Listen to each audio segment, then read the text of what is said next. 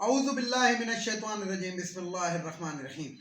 Viewers अस्सलामु अलैकुम। Viewers मैं हूं आपका मेज़बान सैयद अहमद समी और आप देख रहे हैं सैयद अहमद समी यूट्यूब चैनल रावलपिंडी इस्लामाबाद से। व्यूअर्स आज मंगल का दिन है और मंगल के दिन के कुछ ऐसे मौज़ूआत हैं कि जिसका तज़किरा करना मैं आज अपने व्लॉग के अंदर समझता हूं कि ये ज़रा लोगों की आंखें खुलें और लोग इस चीज़ को ज़रा देखें। जो लोग भी मुझे देखते हैं या सुनते हैं उनको ही कम से कम इस चीज़ का अंदाज़ा हो कि आजकल हमारे मुल्क में हो क्या रहा है। आपको मालूम ही है कि इमरान खान ने ज़मनी इलेक्शन के अंदर एक अपना ही रिकॉर्ड तोड़ा और 6 हलकों से खड़े मतलब वो 6 सीटें उन्होंने हासिल की। और कल मैं इसका तफसील से ज़िक्र कर चुका हूँ कि जो सीट हारी है वो किस वजह से हारी है और क्यों हारी है, और उसके अंदर लोगों का जो जहन है, आजकल जो आवाम का जहन है, वो किसी तौर पे भी किसी की ग़ुलामी पसंद नहीं करते। अमेरिका भी बरमला इस चीज़ का एतराफ़ कर चुका है कि इमरान खान का बयानिया बिल्कुल ठीक है। मैं यहाँ पे एक छोटी सी बात कहना चाहता हूँ कि अमेरिका हमारे एटमी असासों की जो फ़िक्र कर रहा है, हमारे पास तो वो चोर, वो डकैत, वो डाकू, वो लुटेरे, वो वारदाती, वो इश्तिहारी भी महफूज हैं कि जिनको अदालतें सज़ा दे चुकी हैं, जिनको हमारे मुक़्तदर हल्के NRO 2 दे रहे हैं, और वो भी महफूज है। तो एटमी असासे तो बहुत बड़ी बात है। जब चोर डकैतों की हम हिफाजत कर सकते हैं, हमारे इदारे हिफाजत कर सकते हैं, तो फिर एटमी असासों की हिफाजत तो हम उनसे बहुत बेहतर कर लेंगे। अब आता हूँ ज़रा एक चीज़ की तरफ कि तवातुर के साथ PDM का बयानिया पिट रहा है और एक खबरें इस किस्म की आ रही हैं कि इमरान खान के ख़िलाफ़ कोई इस्लामी कार्ड या कोई किसी जनूनी शख्स को हायर किया जा सकता है, जिस तरह वो हमारे गवर्नर थे पंजाब के सुलेमान तासीर साहब, उनको एक पुलिस एहलकार ने शहीद कर दिया था। मैं इसलिए शहीद का लफ्ज़ ले रहा हूँ कि आपने उस शख्स को, सुलेमान तासीर को जो कत्ल किया था, उसने वो गलत किया था। इसलिए गलत किया था कि अदालतें मौजूद हैं, सब कुछ मौजूद है, और अगर आपको इस किस्म की उस चीज़ के ऊपर शक है तो आप उसके कोई वो करें, आपको कानून हाथ में लेने की ज़रूरत नहीं है। और जब आप कानून हाथ में, जिसने ये कुरान शरीफ का एक आयत है कि उसका तर्जुमा है कि जिसने एक इंसान को कत्ल किया गोया उसने इंसानियत को कत्ल किया। तो बेशक हम उसको हीरो बनाते रहें, वो करते रहें, लेकिन ये तो अल्लाह ताला के पास जाके पता लगेगा कि हाँ जी कौन राइट पे था और कौन लेफ्ट पे था। तो बात ये है कि किसी जनूनी शख्स को हायर किया जा सकता है, और ये बात तवातर के साथ हो रही है। और आज भी एक खबर है, और मौलाना फजलुर रहमान के हवाले से खबर है मेरे पास कि मौलाना फजलुर रहमान बाकायदा एक कलदम तंजीम है पाकिस्तान की, जो फंडामेंटलिस्ट कहेंगे आप उसको, यानी कि जिनका उसके अंदर ये तालिबान टाइप के लोग होंगे। तो कोशिश की जा रही है कि वो इमरान खान के किसी काफ़िले पे या इमरान खान के कॉन्वॉय पे या इमरान खान के ऊपर ज़ाती किस्म का हमला करें, जिसके अंदर इमरान खान की जान दी जा सकती है। तो सबसे पहले बात तो मैं ये करूँगा कि हमारी एजेंसियों का काम है कि पाकिस्तान के एसेट्स की हिफाजत करें, और इमरान खान भी पाकिस्तान का एक एसेट है। जब मरियम नवाज़ को, जो कि सज़ा याफ्ता मुजरिमा थी, वो पुलिस के प्रोटोकॉल के अंदर, पुलिस की इर्द गिर्द नफरी के अंदर वो हर जगह पे मूव करती थी, तो वाई नॉट इमरान खान। इसी तरीके से ये जो शहबाज शरीफ जो क्राइम मिनिस्टर ऑफ पाकिस्तान बना हुआ है, इस क्राइम मिनिस्टर के लिए भी क्या क्या होता था जब ये क्राइम मिनिस्टर नहीं था, जब ये कौमी असम्बली का ही मेंबर था, लेकिन इसको भी जेल फलाना, ये जब अदालत शदालत में जाता था तो इसको किस किस्म के हिसार में लिया होता था। तो इमरान खान के लिए ये सिक्योरिटी ये क्यों नहीं है?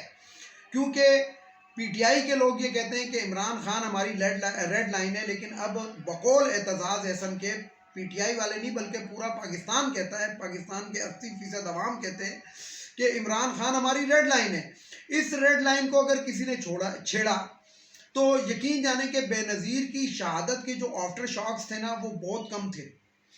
इस दफ़ा आफ्टर शॉक्स बहुत ज़्यादा हो जाएंगे। उस वक़्त तो जरदारी साहब ने एक नारा लगाया था, पाकिस्तान खप्पे, हालांकि पाकिस्तान को उस वक़्त कोई ऐसा मसला नहीं था कि पाकिस्तान अल्लाह माफ़ी दे कोई तकसीम हो जाता या टूट जाता, ऐसा कोई मसला नहीं था। लेकिन उसके बाद बहरहाल वो उस वक़्त के हिसाब से उन्होंने बहुत अच्छी बात की थी आसिफ अली जरदारी ने कि पाकिस्तान खप्पे। لیکن یاد رکھیں کہ عمران خان کو اگر چھوٹا سا بھی نقصان ہو گیا تو ادھر عمران خان کا کون ہے گا، یا کون سا ایسا لیڈر ہے یا کون سا ایسا شخص ہے یہ عمران خان کے مقابلے کا جو یہ بات کرے گا. اس لیے میں یہاں پہ یہ بات کروں گا کہ ہماری عدلیہ کو بھی آنکھیں کھولنی چاہیے، ہمارے مقتدر حلقوں کو، ہماری آئی ایس آئی کو، ہماری ایم آئی کو، ہماری این آئی کو، ہماری ایس ایف آئی کو، ہماری جتنی بھی انٹیلیجنس ایجنسیاں ہیں ان کو عمران خان کی سیکورٹی کے اوپر توجہ دینی چاہیے، اور دینی چاہیے نہیں، ضرور دینی چاہیے. اس کی وجہ کیا ہے؟ اس کی وجہ یہ کہ ایک تو ایکس پرائم منسٹر ہے، دوسری چیز یہ کہ اس ٹائم عوام کا رجحان جو ہے وہ اس کی طرف مائل ہو چکا ہے، اور اس کا بیانیہ بک رہا ہے. بک نہیں رہا بلکہ لوگ مالا کی طرح اس کو جسے کہتے ہیں کہ حفظ کر رہے ہیں. وہ جو بھی بات کہتا ہے، اچھا جو باتیں وہ پہلے بھی کہہ چکا تھا وہ اب سچ ثابت ہوئی. مثلا وہ کہتا تھا کہ میں جب ان چوروں پہ ہاتھ ڈالوں گا تو یہ سارے ایک ہو جائیں گے، تو کوئی ماننے کے لیے تیار نہیں تھا کہ پیپلز پارٹی اور نون لیگ کا کبھی اتحاد ہو سکتا ہے. لیکن آج آپ دیکھ لیں کہ وہ بلاول بھٹو جس کی ماں کی برہنہ تصویریں، جس کی نانی کی برہنہ تصویریں شہباز شریف نے اور نواز شریف نے پکوائی تھی، آج وہ بلاول بھٹو انہی کے تلوے چاٹ رہا ہے. قمر زمان قاہرہ جیسا شخص جس کو میں سمجھتا تھا، مطلب ہم نے جو اس کی اپنی زندگی کے اندر جو قمر زمان قاہرہ کو دیتا ہے، بڑا زبردست قسم کا شخص دیکھا، لیکن آج کل جس طرح کی چاپلوسیاں وہ نون لیگ کی اور کرائم منسٹر کی کر رہا ہے، اس کی نظیر نہیں ملتی. اسی طریقے سے رضا ربانی کی طرف چلے جائیں. رضا ربانی کو آپ دیکھیں کہ یہ وہ شخص ہے کہ جو سینٹ کے اندر اس نے کہا تھا کہ جو آرمی کورٹس جو صدارتی اس کے اوپر ہو رہے ہیں، یہ میں بہت نہ چاہتے ہوئے بھی اس پہ میں مطلب اس کے حق کے اندر ووٹ دے رہا ہوں، یہ جمہوریت نہیں ہے. اور آج وہی شخص، آج وہی رضا ربانی، اچھا میں نے تو بہت وقت پہلے کہہ دیا تھا کہ رضا ربانی بھی بلیک شیپ ہے، بہت ٹائم پہلے کہہ دیا تھا. جس ٹائم یہ سینٹ کا چیئرمین تھا، میں نے اس وقت بھی اپنے ویلاگ میں کہا تھا، اور اس وقت میں اخبار میں کالم لکھتا تھا، میں نے اس کالم میں بھی یہ چیز لکھی تھی کہ یہ وہ شخص ہے گا کہ جب سیٹ کے اوپر بیٹھا ہوا ہے تو یہ باں باں کر رہا ہے، لیکن جب نیچے اترے گا تو یہ انہی لوگوں کے نیچے لگا ہوا ہوگا. تو رضا ربانی کا جو دوغلا چہرہ ہے. اچھا اسی طریقے سے پیپلز پارٹی کے جتنے بھی وکلاء ہیں، اس میں ایکس گورنر پنجاب بھی ہیں، یعنی کہ نامی گرامی ان میں نام ہے، اعتزاز احسن یہ وہ، لیکن اعتزاز احسن کو ہٹا کے اگر ساروں کو دیکھیں تو انہوں نے جسے کہتے ہیں چاپلوسی کی وہ مثالیں قائم کی ہیں، اور عدالت کو اتنا گمراہ کرنے کی کوششیں کی ہیں کہ جس کی نظیر پاکستان کی تاریخ میں نہیں ملتی. بہرحال بات یہ ہے گی کہ ایم کیو ایم جو ہے، اب ذرا سیاست کی جانب آ جاتے ہیں. ایم کیو ایم جو ہے وہ پریشان ہے، لیکن یہ ایم کیو ایم جو ہے یہ دو دھاری تلوار ہے، یہ یاد رکھیے گا. جس ٹائم یہ انہوں نے عمران خان کے ساتھ الحاق کیا تھا، اس وفاقی حکومت کے اندر یہ آئے تھے، میں نے اس وقت بھی اپنے ویلاگ کے اندر، پچھلا ویلاگ میرا دیکھ سکتے ہیں ان تاریخوں کا، میں نے کہا تھا کہ یہ ہمیشہ حکومت پہ رہتے ہیں اور حکومت کو بلیک میل کرتے ہیں.